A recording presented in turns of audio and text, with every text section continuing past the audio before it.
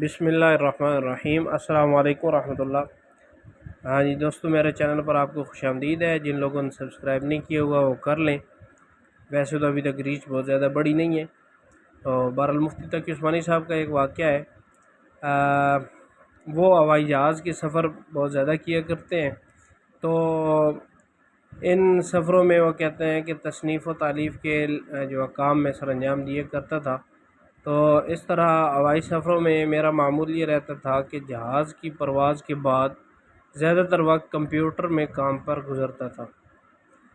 تو اسی وجہ سے بہت ساری ایئر لائنز، پی آئی اے، طیران الخلیج اور امارات ایئر لائن کے عملے کے بہت سے افراد مجھے پہچان بھی گئے تھے۔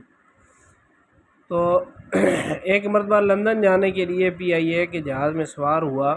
ابھی جہاز نے اڑان نہیں بھری تھی اور میں اپنی سیٹ پر تھا، تو جہاز کا ایک اسٹیورڈ ایک ایئر ہوسٹس کو لے کر ساتھ آیا اور اس سے کہا کہ تم کافی دن سے مفتی تقی عثمانی صاحب سے کچھ سوالات کرنا چاہتی تھی، تو یہ ان سے کر لو، کیونکہ جیسے ہی جہاز اڑے گا تو ان کا کمپیوٹر کھل جائے گا اور پھر لندن کے قریب پہنچنے تک بند نہیں ہوگا، پھر ان سے تفصیلی بات تم نہیں کر سکو گی۔ اس طرح ان سفروں میں، یعنی یہ ایک واقعہ ہو گیا۔ اس کے بعد مفتی تقی عثمانی صاحب کہتے ہیں کہ ان سفروں میں سب سے پہلے میں نے معارف القرآن کی 8 جلدوں کے انگریزی ترجمے پر گہری نظر ثانی کا کام مکمل کیا۔ یہ صرف سرسری نظر ثانی نہیں تھی، بلکہ اس کے پیراگراف مجھے دوبارہ لکھنا پڑتے تھے۔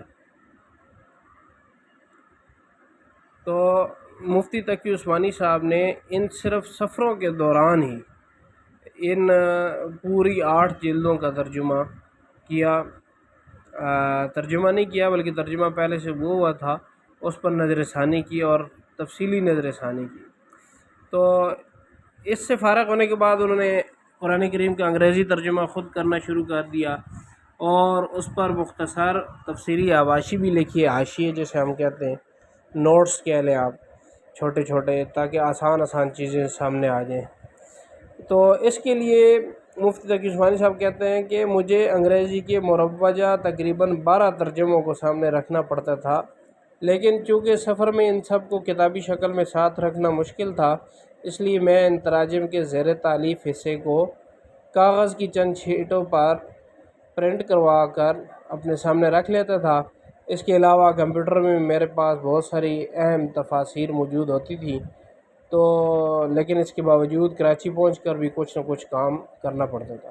اس طرح تقریباً 3 سال میں یہ کام اللہ تعالیٰ کے فضل سے مکمل ہوا اور the meanings of the noble Quran کے نام سے شائع ہوا۔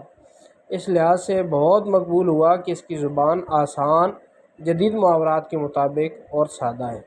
یہ روایتی علماء کے کسی عام طالب علم کی طرف سے قرآن کریم کا پہلا انگریزی ترجمہ ہے، یعنی وہ علماء جو مدارس میں بیٹھتے ہیں اور عربی پڑھاتے ہیں، ان کے سے پڑھنے والوں کا ایک پہلا انگریزی ترجمہ، اور یہ اب لندن سے بھی شائع ہو چکا ہے، انٹرنیٹ پر بھی دستیاب ہے۔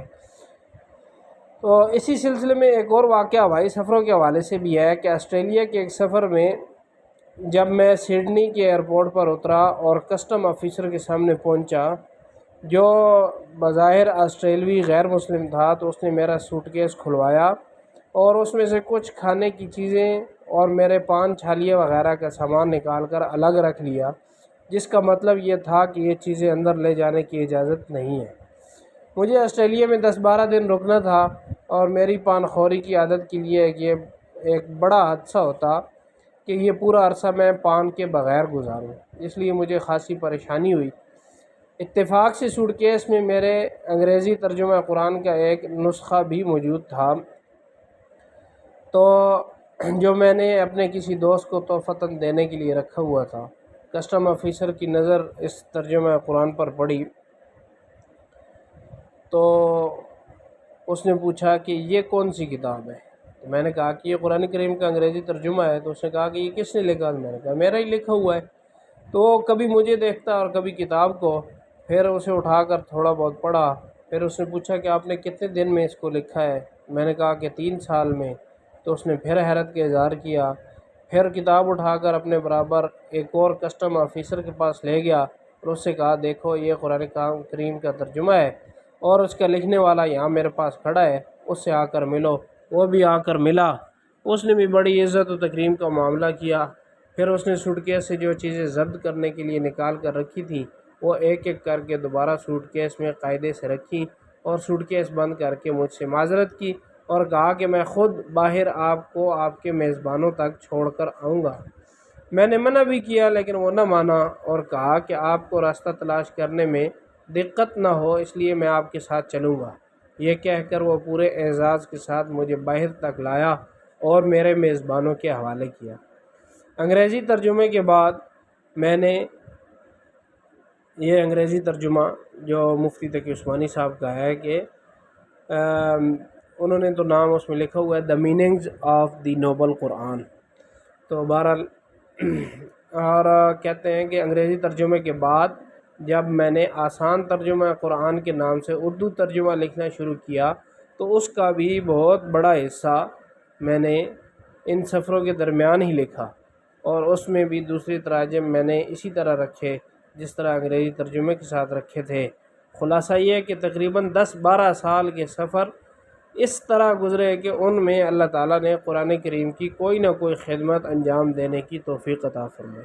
اس کے بعد جو سفر ہوئے مجھے اس لحاظ سے پھیکے معلوم ہوتے رہے کہ ان میں قرآن کریم کی کوئی خدمت میرے ساتھ نہیں تھی، البتہ پھر بھی کوئی نہ کوئی مضمون وغیرہ کا کام تقریباً ہمیشہ میرے ساتھ رہتا تھا۔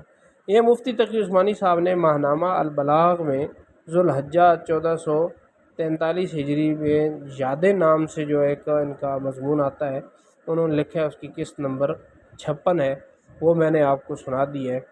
اس میں ہمارے لیے سبق یہ ہے کہ ہم سفر کے دوران جو ہے دیگر چیزیں ٹک ٹاک اور فیس بک اور واٹس ایپ وغیرہ چلاتے رہتے ہیں، لیکن اللہ والے اور جن سے اللہ نے کام لینا ہوتا ہے وہ اس میں بھی قرآن کریم کی خدمت اور بہت بڑی خدمت انجام دے لیتے ہیں۔ اللہ تعالیٰ ہمیں بھی ان کے نقش قدم پر چلنے کی توفیق عطا فرمائے۔